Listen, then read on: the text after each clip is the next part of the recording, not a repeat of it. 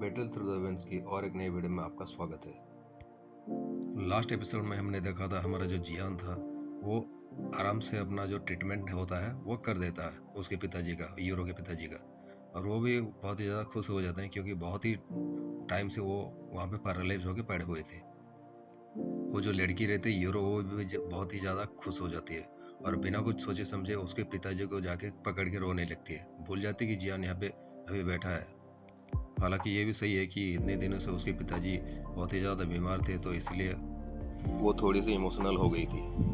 जियान भी इससे कुछ माइंड नहीं करता और वो वैसे भी बहुत ही ज़्यादा एडजस्ट हो चुका है। हमारा एपिसोड का स्टार्टिंग भी यहीं से होता है। अभी यूरो के पिताजी हंसते हुए बोल देंगे, अरे बच्ची इतनी बढ़िया गए और अभी भी तू रो रही है। अच्छा ठीक है, वो भी जानते थे एक्चुअली कि बहुत ही समय से उनका जो तबीयत ख़राब थी उसकी वजह से उनकी जो लड़की है वो बहुत ही ज़्यादा परेशान रहती थी और वही ज़्यादा चिंतित थी और इसीलिए वही कोई कई अल्केमिस्ट को लेके यहाँ पे ट्रीट करने के लिए लेके आ गई थी। लेकिन कितना भी कोशिश कर ले वो हर बार फेल हो जा रही थी। वो तो अच्छा कि हमारा लौंडा जो जियान है उसके हाथ में पड़ गया, नहीं तो शायद उसका पिताजी जो है अभी टपक चुके होते। अरे नहीं तो टपक जाते आज नहीं तो कल। वो जानते थे कि एक लड़की का इमोशन क्या होता है, इसलिए वो उसको थोड़ी देर के लिए रोने देते हैं और वो फिर बताते हैं कि अरे ऐसे यहाँ पे रोती रहोगी या फिर ये बंदे जो तुम लेके आए हो इसको रैश वैश करने के लिए लेके जाओगी। क्योंकि वो बताते हैं कि ये जो जियान है उसका जो सोल पावर है बहुत ही ज़्यादा एडजस्ट हो चुका है और मैं जहाँ तक महसूस किया हूँ इस लड़के का सोल पावर मुझसे इन्फीरियर नहीं है, इसलिए इसको अच्छी तरह से रेस्ट करने के लिए दे दो। वैसे ये तो हमारा मेहमान है। अभी वो लड़की रियलाइज करते कि यहाँ पे तो एक और भी बंदा है जो कि इनका फैमिली का नहीं है और वो रोते जा रही थी अपने पिताजी को पकड़ के। अभी वो थोड़ा शर्माते हुए जियान की तरफ देख के और बोलती है कि अच्छा तुम, हाँ हाँ चलो मैं तुम्हें रेस्ट करने के लिए यहीं पे लेके चलती हूँ, तुम भी बहुत ही ज़्यादा थक गए होगे। अभी उसका चेहरा भी शर्म के मारे लाल हो गई थी क्योंकि एक जवान लड़की अगर रोएगी किसी अनजाने पुरुष के सामने तो शर्म तो आएगा ना। तभी यूरो अपने पिताजी को बोलती है कि अच्छा पिताजी आप तो अभी अभी ठीक हुए हो ना, आपको भी थोड़ा सा रेस्ट करने की ज़रूरत है। बहुत ही दिनों से आप अनकॉन्शियसली पड़े हुए थे और आप भी बहुत ही ज़्यादा थक गए हैं। हालांकि अभी आपका जो हेल्थ है थोड़ा सा ठीक हो चुका है, लेकिन आपको भी अपना कल्टिवेशन की मुद्रा में वापस जाके अपना पावर को रिकवर करना चाहिए। मैं जियान को रेस्ट करने के लिए लेके जाती हूँ। ये कहने के बाद वो उस रूम से बाहर निकल के चले जाते हैं नीचे की तरफ। जब यूरो जियान को किसी जगह पे लेके जा रही थी रेस्ट करने के लिए, वो सोचती है कि मैं इतना तो बड़ी हो गई हूँ कि अपनी मैरिज के बारे में खुद सोच सकूँ।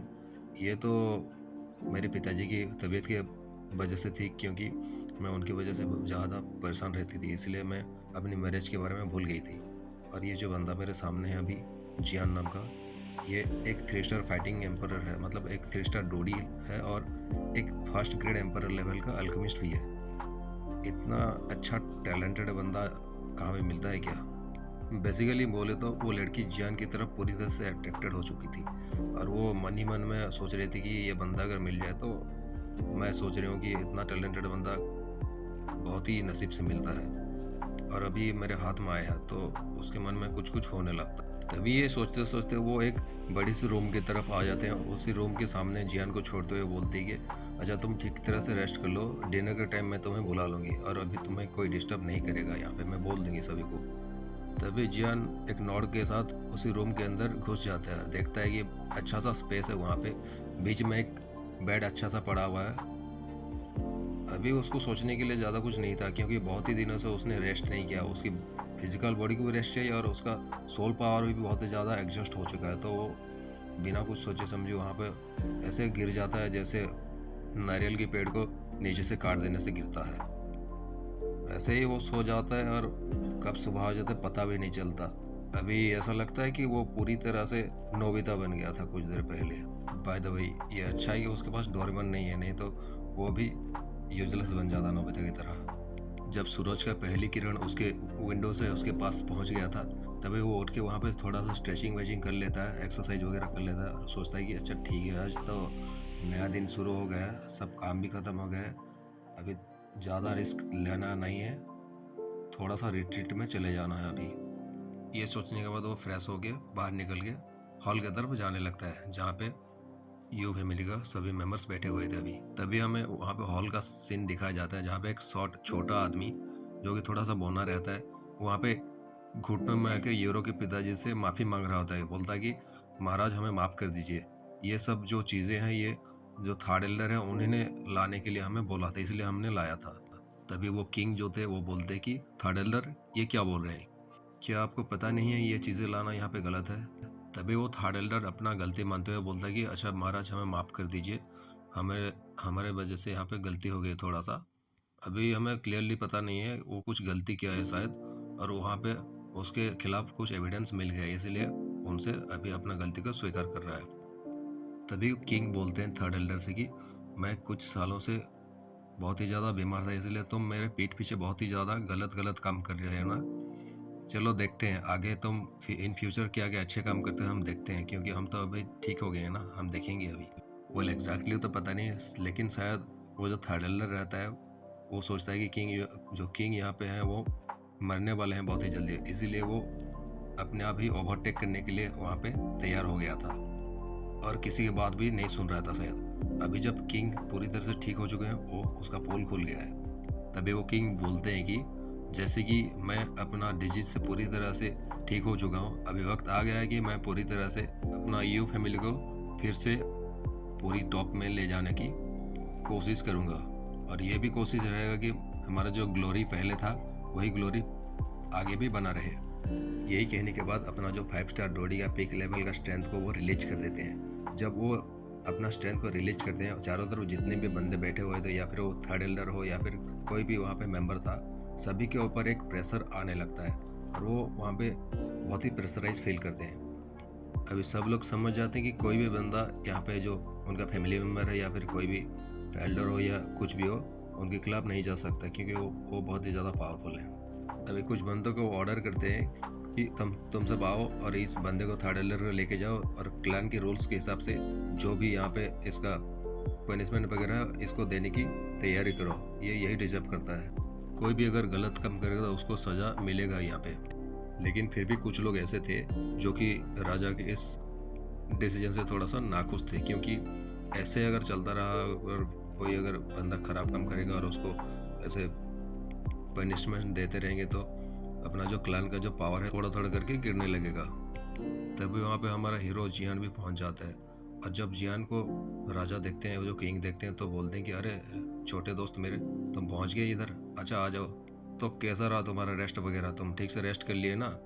वो एक्चुअली में जानते थे, शायद कल रात को उन्होंने बात किया था यूरो से, उनका जो बेटी थी ना उनसे बात किया था, और वो अपने बेटी के इमोशन को समझते हैं शायद, क्योंकि उनको पता चल गया था कि उनका बेटी इस लड़के को थोड़ा थोड़ा करके पसंद करने लगी है, और इसीलिए वो भी जियान से अच्छी तरह से बात करते हैं। वो भी चाहते हैं कि मेरा जो बेटी का सेटिंग इससे हो जाए। वेल अगर ठीक से बोलें तो वो चाहते थे कि इनडायरेक्टली ही सही, लेकिन उनके बेटी को वो थोड़ा सा मदद करना चाहते थे रिलेशनशिप के मामले में। वैसे तो डायरेक्टली कोई भी ज़्यादा मदद नहीं कर सकता बाप की हैसियत से। अभी इस तरफ हमारा जियान को कुछ घंटा भी पता नहीं होता कि वो बाप बेटी क्या क्या सोच रहे हैं। वो तो अपने अंदाज में मस्त झूम रहा था, और मेहमान बन के इधर वो अपने अंदर ही सोच रहा था कि इधर हम रिट्रीट में जाएंगे तो मुझे थोड़ा सा फ़ायदा हो जाएगा। तभी जियान थोड़ा सा मक्खन लगाते हुए बोलता है कि अरे राजा जी, अब अरे किंग साहब, आप तो बहुत ही ज़्यादा अच्छे हैं, बहुत ही ज़्यादा दयालु हैं। ऐसा है कि कल जो आपका ट्रीटमेंट किया मैंने, उसकी वजह से मेरा जो बॉडी का अभी सिचुएशन है थोड़ा सा ब्रेक थ्रू करने का सिचुएशन शो कर रहा है, इसलिए मैं सोच रहा था कि आपका जो फैमिली का ट्रेनिंग रूम है उसको थोड़ा सा बोरो करके मैं यूज करूँ थोड़ा सा। क्या आप मुझे अलाउ करेंगे आपके उस ट्रेनिंग रूम में ट्रेनिंग करने के लिए? तभी जो हीरो के फादर थे वो हंसते हुए बोलते हैं, अरे बच्चे तुम क्या बात करते हो, तुम्हारे वजह से मैं पूरी तरह से ठीक हो गया हूँ। और वहाँ पे उनका मूड थोड़ा सा अच्छा भी था, क्योंकि उन्होंने अभी अभी अपना जब फैमिली का थोड़ा सा जो कुछ इश्यूज था उसको सॉल्व कर दिए हैं। बोल देंगे अच्छा ठीक है, ब्रेक थ्रू का जो साइन तुम्हारे अंदर शो हो रहा है ना, चिंता मत करो, हम कर देंगे, तुम्हारा सब कुछ इंतज़ाम कर देंगे, तुम बस तैयार रहो। तभी जियान बोलता है कि अच्छा सीनियर ठीक है, अभी मेरा जो फीलिंग है थोड़ा सा ब्रेक थ्रू का फीलिंग थोड़ा सा ज़्यादा डीप होने लगा है, तो क्या आप मुझे बता सकते हैं किधर है, या फिर कोई ले जाके वहाँ मुझे यहाँ पे छोड़ देगा तो अच्छा रहेगा, मैं वहाँ पे रिट्रीट में चला जाऊँगा। तभी वो जो किंग थे वो यूरो को बोलते हैं, अरे बेटी यूरो, तुम यहाँ पे खड़ी क्यों हो, जाओ ना अपने नए दोस्त को जियान को लेके अपना जो ट्रेनिंग रूम है वहाँ पे छोड़ के चले आओ। उनकी बेटी अभी जो थोड़ा सा एब्सेंट माइंडेड हो गई थी, वो किसी और की दुनिया में जाके खो गई थी। वो बोलती कि हाँ पिताजी ठीक है, मैं इनको लेके जाती हूँ, वहाँ पे छोड़ देती हूँ। जब से उसका पिताजी का जो इंजरी हील हुआ है, उसके बाद से ही उसका जो बहुत ही बड़ा जो बर्डन था उसके माइंड में, वो ख़त्म हो चुका है। और इसी वजह से उसकी पहले की तरह क्यूटनेस भी अभी और भी ज़्यादा बढ़ चुके हैं। ऐसा लगता है कि ये जो लड़की पूरी तरह से व्यस्त रहती थी, अभी पूरी तरह से फ्री हो गई है और उसकी आंखें सिर्फ जियान की तरफ देख रही थी। लगता है कि उसकी आंखें बाहर निकल आएंगी अभी उसके दिल में बहुत ही ज़्यादा खुशी दौड़ रही थी। वो सोच रही थी कि ये जो सामने जियान है वो इंसान नहीं, वो एक देवता है जो कि उसके सामने किसी और दुनिया से उसकी मदद करने के लिए आया था। अभी जो यूरो थे, उसका जो अपीयरेंस थी वो भी बहुत ही ज़्यादा क्यूट थी और बहुत ही ज़्यादा ब्यूटीफुल हो गई थी। और वो पहले जैसे थोड़ा सा वॉरियर की तरह दिख रहे थे, अभी वो एक अच्छी लड़की की तरह, एक बहुत ही सुंदर लड़की में कन्वर्ट हो गई थी। वाला हम बात करें तो ये जो क्वालिटीज़ रहती है वो हर लड़की के पास रहती है शायद, और वही उसी की वजह से वो लड़कों को अट्रैक्ट करते हैं। तभी वो जियान को लेके ट्रेनिंग रूम के रास्ते में चले जाते हैं। जब वो दोनों जा रहे थे रास्ते में, तब जियान यूरो की तरफ नोटिस करता है, जो कि बहुत ही ज़्यादा खूबसूरत दिख रही थी और वो बहुत ही अच्छी तरह से ड्रेसअप करके आई थी। ऐसा लग रही थी कि एक बहुत ही ज़्यादा खूबसूरत सी परी कहीं से उतर के आ गई है और वो एक प्रिंसेस की तरह लग रही थी। बाय द वे वो एक प्रिंसेस ही तो है। जब जियान उसकी तरफ घूर के देखता है, तब यूरो थोड़ी सी नर्वस फील कर रही होती है। तभी जियान पूछता है, क्या तुम मुझे कुछ पूछना चाहते हो? तभी यूरो बताते कि ऐसा कोई बात नहीं है, मुझे बहुत ही ज़्यादा खुशी है क्योंकि तुमने मेरे पिताजी को ट्रीटमेंट किया, इसीलिए मैं तुम्हें थैंक्स बोलना चाहती हूँ। वैसे ये थोड़ा सा अलग बोल दिया क्योंकि वो मन में ही कुछ और ही सोच रही थी अभी। तभी वो सोचते कि लास्ट नाइट जब यूरो ने उसके पिताजी से बात किया था, तब उसके पिताजी ने बताया था कि देखो, प्यार यार के चक्कर में जो है ये चीज़ें तुम्हें ही सब क्लियर करना पड़ेगा। ये इसके मामले में मैं तुम्हारी कोई मदद नहीं कर सकती। अगर तुम जियान को अगर चाहते हो तो तुम अपनी मन की बात उससे पूछ सकते हो।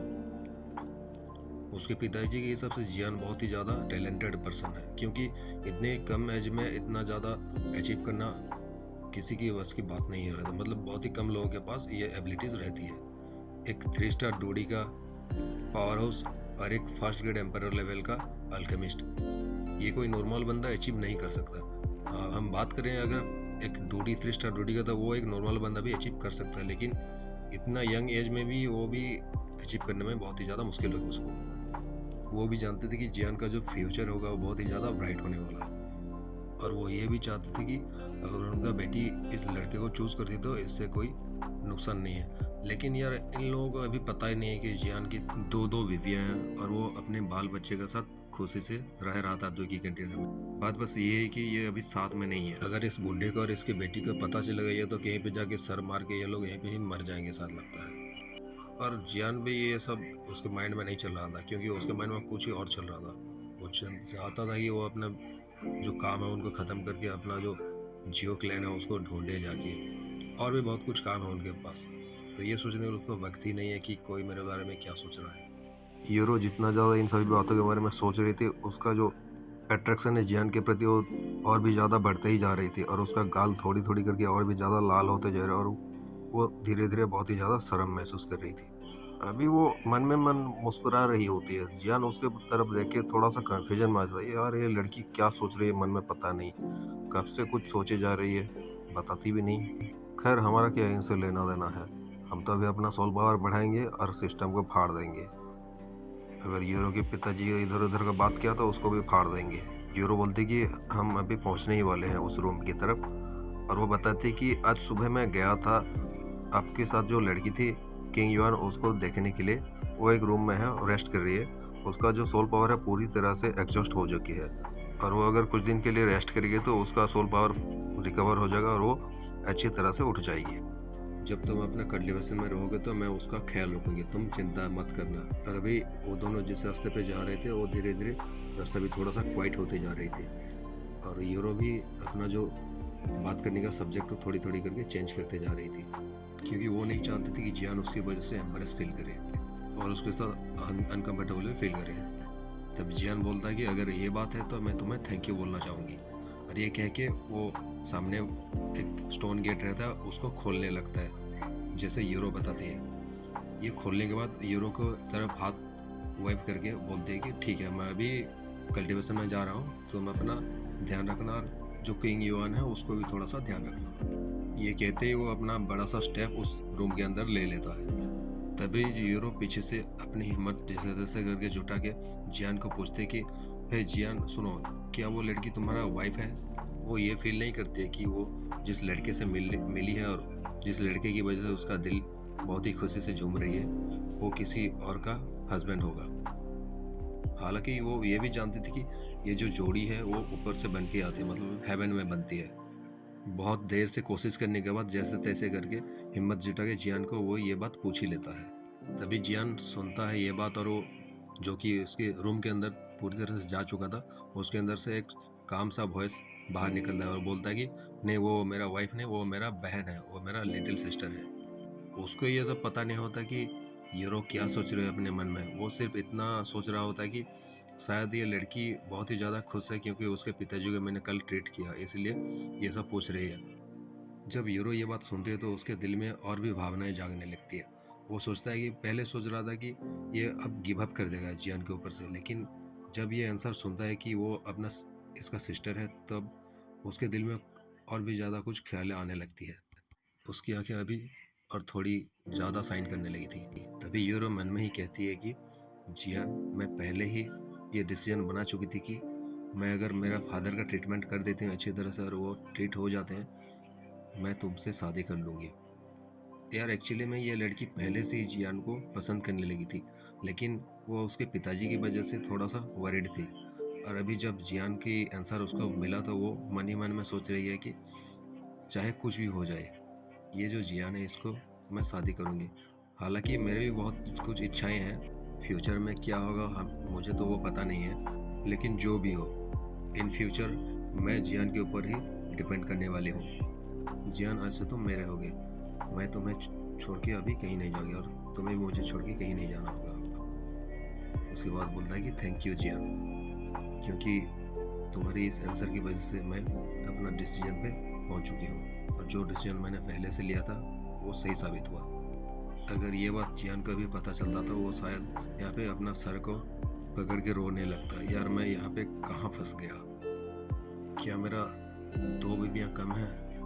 और गर्लफ्रेंड्स तो बहुत ही ज़्यादा है, और उसको जितना भी ज़्यादा गर्लफ्रेंड्स मिले उतना ही कम है इसके लिए। लेकिन फिर भी अगर उसका बीवियाँ इनके बारे में पता चलता है तो उसको पकड़ के उसको हाथ पैर तोड़ देंगे।